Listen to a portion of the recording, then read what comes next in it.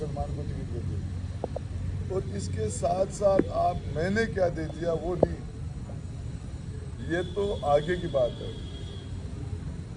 इस पूरे प्रकरण के अंदर मुसलमानों को ओड़ा परिवार ने धोखा दिया, कांग्रेस ने धोखा दिया, और उस धोखे से ये बेचारा गरीब मजलूम एक टाइम के अंदर हिंदुस्तान के अंदर इनकी नौकरियां कितने परसेंट थी, आज कहाँ आ गई।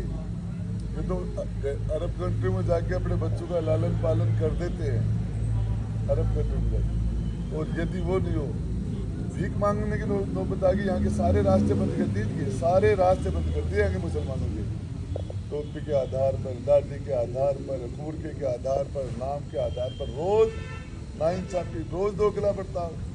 आप एमपी बन जाते हो, आप मंत्री बन जाते हो, आप विधायक बन जाते हो, आप राजस्थान मंत्री बन जाते हो। इनकी हालत तो आपको इन्होंने जितनी ओढ़ा परिवार को, कांग्रेस को इस मुसलमान ने ताकत दी, उतना इस मुसलमान को इन्होंने कमजोरी दी। इन्होंने इनको आसमान पर चढ़ाया, आसमान से ऊंचा इन्होंने जमीन पर लाके पटक दिया मुसलमान को। किस हालात में रह रहे हैं मुसलमान। 70 कमेटी की चीख चीख के कह रही है क्यों नहीं इनके जीवन में तब्दीली लाई गई, क्यों नहीं बदलाव लाया गया। उर्दू जैसे सब्जेक्ट के लिए मुसलमान 20 साल से तड़प रहा है, 20 साल से। इनके परिवार के अंदर एक चपड़ासी बनाने में कभी मदद की हो तो मुसलमान को। डॉक्टर असलम बच्चों का डॉक्टर था नीतिके में, उसकी नौकरी खा गया विजेंद्र ओड़ा। सिर्फ यूडी खान कलेक्टर था यहाँ, उसको उठा के कहाँ पटका इसने। इन्होंने जब मुसलमान से ताकत दी, मुसलमानों से इस तरीके से बदले की भावना, मुसलमानों को इतना कमजोर किया, समझ गया, थोड़ा बहुत मैंने समझा दिया। ओड़ा जी राजनीति के बड़े माहिर खिलाड़ी होते जा रहे हो, हालांकि चर्चाएं आपकी चारों तरफ पूरे राजस्थान में। मैं हरियाणा के चुनाव को देख के आया हूँ, अब यहाँ भी वो समीकरण मुझे नजर आ रहा है। ऐसा लग रहा है कि धीरे धीरे राजेंद्र गुड़ा चुनाव को 35 बनाम 1 का कर रहा है, जाट वर्सेज अदर्स का चुनाव बनाता हुआ जा रहा है। देखिए महेंद्र जी, आपको एक बात करता हूँ, मैं 36 कौम की बात करता हूँ, और जाट मुझे उदयपुरवाटी में जाट वोट देता है, और जाट मेरे अच्छे मित्रों में से भी है, मेरे सहयोगी भी है, आज भी जाट मेरे साथ है। मैं इस मामले में वहाँ नहीं जाना लेकिन मेरा ये मानना है कि 36 कौम की राज के अंदर भागीदारी होनी चाहिए, नहीं कि एक कौम।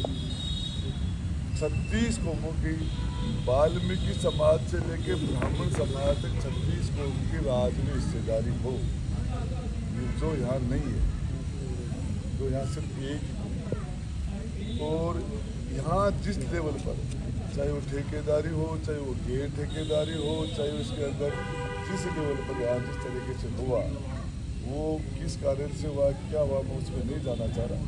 लेकिन मेरा यही मानना है कि कुम्हार, खाती, नाई, दर्जी, SC, ST, सारे के सारे लोग, आज ओड़ा परिवार ने, यहाँ के नेताओं ने पूरे पावर को सेंट्रलाइज कर दिया।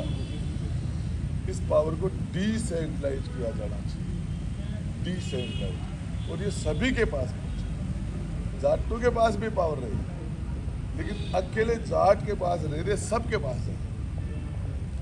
राजेंद्र जी, मेरा एक अहम सवाल, मैं कई नेताओं से सवाल पूछता हूं कि गरीब, मजदूर और मुसलमान, ये नेताओं को चुनाव में क्यों याद आते हैं? चुनाव गए और इनको भूल जाते हैं। मैं नेताओं की, तमाम नेताओं की बात कर रहा हूँ, आपकी बात नहीं कर रहा हूँ। तमाम नेताओं के घर पे, दरबार पे जब मजमा लगता है तो ये गरीब और मजदूर और ये मुसलमान नज़र नहीं आते उस मजमे में, चुनाव में याद आते हैं, क्यों?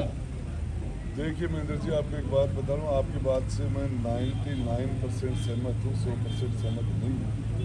और इसका सीधा सा आपको बताऊँ, जो लोग पार्टी से, जिन लोगों को पार्टी के नाम से वोट मिलते हैं, वो क्यों पूछेगा मुसलमान को? मुसलमान मजबूर है, बीजेपी को वोट, बीजेपी को उनका वोट चाहिए नहीं, कांग्रेस को वोट देने के अलावा इनके पास ऑल्टरनेट नहीं है। जिस जगह मुसलमान को वोट जगह डालने के लिए जगह मिल गई, चाहे यूपी है, बिहार है, बंगाल है, दिल्ली है, साउथ है, नॉर्थ है, कहीं भी, जहाँ तीसरा ऑल्टरनेट मिल गया, वहाँ कांग्रेस के समाचार सदा सदा के लिए समाप्त हो सकते। और रहा सवाल गरीब का, तो आपको बताऊँ, कुछ लोग पार्टी की नेतागिरी करते हैं, कुछ जाति की नेतागिरी करते हैं, कुछ लोग परिवार की नेतागिरी, और विजेंद्र जी ओड़ा तीनों करते हैं। राजेंद्र गुड्डा तीनों नेतागिरी नहीं करता है। गरीब की बात करता है, मुसलमान की करता है, दलित की बात करता है, महिलाओं के सम्मान के लिए मैंने मेरी खुद से न्यौछावर कर दी थी। एक महिला के मामले के अंदर मुझे बर्खास्त होना पड़ा था। क्या कहा था मैंने कहा आप मणिपुर की बातें करते हो गहलोत साहब, अपने गिरेबान में झांक के देखिए राजस्थान में महिलाओं के साथ क्या हो रहा है। इस बात के ऊपर मुझे मंत्रिमंडल से बर्खास्त होना पड़ा था। कौन सा चुनाव था ये मैं आपको बताना चाहूँ। कौन सी पार्टी से जीत के आता हूँ? काम से। विजेंद्र होड़ा नाम से नेता है, बड़े बाप के नाम से। राजेंद्र गुड्डा काम से नेता है। कोई जाति से नेता है, कोई पार्टी से नेता है, कोई परिवार से नेता है, काम से नेता हूँ। 24 घंटा जनता के बीच में रहता हूँ। ये सवाल किसी और से पूछिए। एक चर्चा और है सियासी हल्के में कि बीजेपी का टिकट बबलू चौधरी को मिलने जा रहा था, वो मजबूत भी बताए जा रहे थे। लोग ये कह रहे हैं कि राजेंद्र गुड्डा ने, जो आपके बहुत अच्छे संबंध है सभी पार्टियों में, बड़े नेता हैं बीजेपी के राजेंद्र राठौड़, उनसे आपके बहुत अच्छे रिश्ते हैं, उनसे साठगांठ करके आपने राजेंद्र भांबू को टिकट दिलवाई ताकि आपके चुनाव में आसानी रहे। ऐसा है क्या? देखिए मैं आपको एक बात बताऊँ तो दोस्त ही राजेंद्र जी यूनिवर्सिटी के दिनों के हमारे सीनियर होते हैं और मैं उनका सम्मान भी करता हूँ। सामाजिक रूप से हमारे रिश्ते हैं, पारिवारिक रिश्ते भी हैं। पॉलिटिकल पार्टी वो अपनी पार्टी चलाते हैं, मैं मेरी राजनीति करता हूँ। तो इसके अलावा भी आप ओम जी माथुर हैं, उनसे मेरे अच्छे संबंध हैं। और भी पार्टी के अंदर, कांग्रेस के अंदर आज भंवर जितेंद्र सिंह जी से मेरे अच्छे संबंध है, सचिन पायलट जी से मेरे अच्छे संबंध है, गहलोत जी से मेरे अच्छे संबंध रहे हैं। तो संबंध तो अलग बात है। रहा सवाल भामू जी का और बबलू जी का, ये बीजेपी का आंतरिक मामला है, इसका डिसीजन बीजेपी करे। मेरे हिसाब से भामू जी की जो कैपेसिटी थी बबलू जी की थोड़ी कम पड़ गई। भामू जी की कैपेसिटी पैसे में थोड़ी ज़्यादा ठीक है और वो सीधा सीधा कह रहे हैं कि गौ बने तो पैसा गायों के लिए नहीं दिया था, वोट के लिए दिया था। तो मार्केट में चर्चा है, मार्केट में ऐसी चर्चा है कि भामू जी ये टिकट भी खरीद के कहीं न किसी छोटे मोटे लेवल पर लोगों का एडजस्टमेंट करके लाए। वो एडजस्टमेंट शायद बबलू चौधरी नहीं कर पाया। और बाकी रहा सवाल बीजेपी की राजनीति मेरा को लेकर। राजेंद्र जी इतने खिलाड़ी आदमी हैं आप, लोग आपको थोड़े दिनों बाद में खिलाड़ियों का खिलाड़ी कहेंगे अगर आप ये चुनाव जीत जाते हैं तो। सच में पैसों में पार्टियां टिकट देती हैं क्या? अरे मैं आपको एक बात बताना चाह रहा हूँ, जो 2000 का नोट 1000 का नोट बंद हो गया, गलती से किसी घर पड़ा तो बच्चे को देके देखना वापस फेंक देता है। ये पैसा साल 1 साल 2 साल के बच्चे को बुरा नहीं लगता, किसको खराब करता है? इसकी कीमत है। आप ओड़ा परिवार की जो बात कर रहे थे मानेसर वाले एपिसोड की 15-15 करोड़ वाली, आप भी उस समय बाहर से पार्टी में थे, मंत्री थे, आप समर्थन दे रहे थे। मैं ये जानना चाह रहा हूँ कि आपको 60 करोड़ का ऑफर किसने दिया था? यार आप तो नहीं दे सकते, आपकी कैपेसिटी नहीं है 60 करोड़ देने की। नहीं, मैं नाम जानना चाह रहा हूँ कि वो कौन शख्स है? 60 करोड़ की कैपेसिटी दे, जिसकी कैपेसिटी होगी वही तो देता। आपको मैं बताना चाह रहा हूँ, अशोक जी गहलोत ने एक ओपन लिखा था अपने उनके मंत्रियों के लिए। उस टाइम विजेंद्र जोड़ा मंत्री थे, रमेश मीणा मंत्री थे, मुरारी मीणा मंत्री थे। और वो जो लोग उनके लिए उन्होंने बार बार कहा है कि 15 करोड़ की किस्त ये लेके आ गई। राजस्थान के मुख्यमंत्री ने कहा अपने मंत्रियों के बारे में, विधायकों के बारे में। हमने सुना, पढ़ा। तो एक बात बताओ, जब मुख्यमंत्री ये कह रहा है अपने मंत्री के बारे में कि ये 15 करोड़ की एक किस्त के पास आ गई, ये पैसा वापस लौटाना चाहिए। और मैं कहूँगा, आलकमान को कहूँगा, यहाँ करूँगा, ये करूँगा। गहलोत जी ने ये बातें कही थी। तो ये बात तो आप पूछो गहलोत जी से कि वो 15 करोड़ वाला मामला राजस्थान के चीफ मिनिस्टर ने कहा अपने मंत्री के लिए। तो ये भला आदमी कैसे बन जाएगा? बाप कहता है मेरा बेटा चोर है, तो उसके बाद उस पर विचार करना पड़ेगा। जब बाप कह रहा है बेटा चोर है, मुख्यमंत्री कह रहा है मेरे मंत्री ने 15 करोड़ ले लिए, बड़ा जी के लिए क्या बना। दूसरी बात यह कि मेरे 60 करोड़ का ऑफर, हाँ आपके 60 करोड़ किसने ऑफर किया? मैं आपको बताना चाह रहा हूँ कि इस मामले के अंदर आप ये सच बात है कि मेरे पास 60 करोड़ का ऑफर था। और ऑफर है ना, ऑफर वो देने वाले कांग्रेस के साथ तो था ही, बीजेपी ने दिया था। अब बीजेपी के नेताओं का नाम बताऊंगा, वही तो जानना है बस। अब आपको एक बात बता देता हूँ, अशोक गहलोत जी के ऊपर उसने मानहानि का मुकदमा किया, उसने उस पर मानहानि का गजेंद्र जी पे किया। आपस में ये चलते रहते हैं यार। चुनाव लड़ रहा हूँ, इसका जवाब फिर आगे के लिए टाल देता हूँ, लेकिन ये बात सच है। मुकाबला किससे मान रहे हैं इन दिनों में, बीजेपी से, कांग्रेस से? देखिए, आपको एक बात बता देना चाहता हूँ, हमने 3 चुनाव लड़े, जीते हैं। और एक चीज बात बता देता हूँ, मुकाबला मेरी जानकारी के हिसाब से मुसलमान 90% ओला जी के समाचार समाप्त कर चुका। एससी का वोट उनका निकल चुका। बीजेपी का राजपूत निकल गया, कुमार खाती नाई दर्जी मूल ओबीसी निकल गया। दोनों पार्टियां वेंटिलेटर पर है और मुकाबला राजेंद्र गुड्डा का इनसे कोई मुकाबला नहीं है।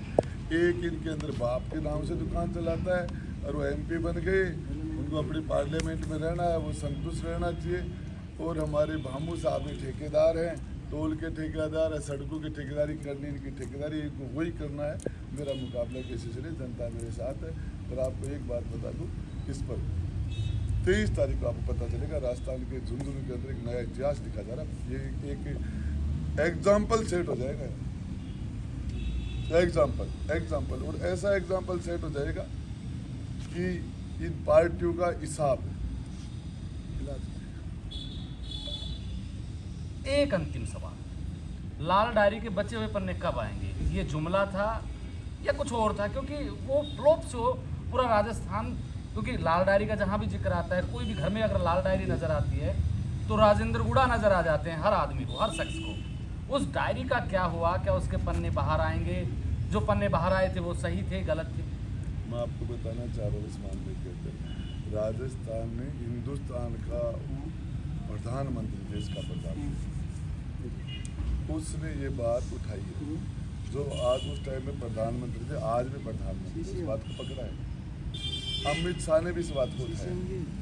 तो वो देश के गृह मंत्री है, वो देश के प्रधानमंत्री है, ये क्वेश्चन तो आपका उनसे होना चाहिए था।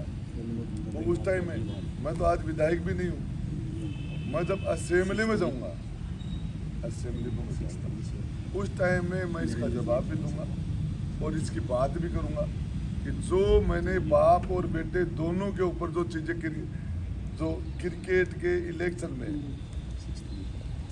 वो जो सीधा भ्रष्टाचार के मैंने पन्ने आउट किए थे, वो क्या था? मेरे खिलाफ जो मुकदमे लगाए थे अशोक गहलोत जी ने, बिपाड़ जोधपुर में क्या लेना देना है? मेरे घर पुलिस आ रही है, मेरे बंगले पे पुलिस आ रही है, मुकदमों पे मुकदमे दर्ज कराए जा रहे थे। किस लिए कराए जा रहे थे? अरे गहलोत जी की 2 बार सरकार बनाई नहीं क्या? तीसरी बार सरकार बचाई नहीं क्या? फ्रंट फुट पर करके लड़े नहीं क्या? क्यों गहलोत जी से नाराज हुए? लाल डायरी रही होगी आपके पास, अब कोई नहीं, आप प्रेशर बना रहे होंगे। अरे प्रेशर का एक था, एक बात बताओ, प्रेशर को मुख्यमंत्री प्रेशर बनाता है, एक मंत्री बनाता है, एक विधायक बनाता है। प्रेशर सत्ता किसके पास रहती है? मुख्यमंत्री के पास रहती है। लेकिन पाया कमजोर था, इसलिए आप प्रेशर बना रहे हैं। अरे पाया काहे का कमजोर थी? अरे वो तिजूण मुख्यमंत्री था, वसुंधरा दुजूण थी, भजनलाल तो पहलू है बेचारा, नया होता है। मैं आपको बताना चाह रहा हूँ कि इस मामले में जब असेंबली में आऊँगा तो बाकी जब असेंबली में आएंगे उसका हम इंतजार करेंगे, तब बताएंगे लाल डायरी की बची हुई कहानी। आप मेरे साथ देख रहे हैं ब्लैक एंड व्हाइट सच। मैं महेंद्र यादव, जय हिंद, जय भारत।